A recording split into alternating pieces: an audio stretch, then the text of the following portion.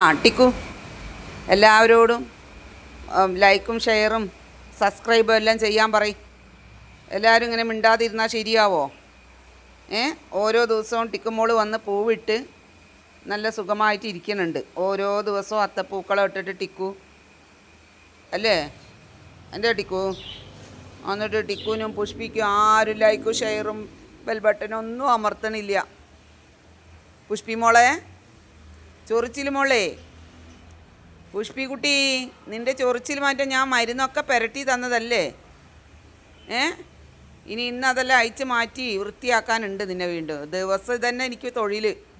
പുഷ്പി മോള് കിടന്ന് ഉറക്കം എഴുന്നേൽക്കുമ്പോഴത്തേന് ബെഡ്ഷീറ്റും എല്ലാ സാധനങ്ങളും അങ്ങോട്ടും ഇങ്ങോട്ടും എല്ലാം തുന്നം പിന്നെ ആക്കിയിടും അല്ലേ പുഷ്പി മോളെ?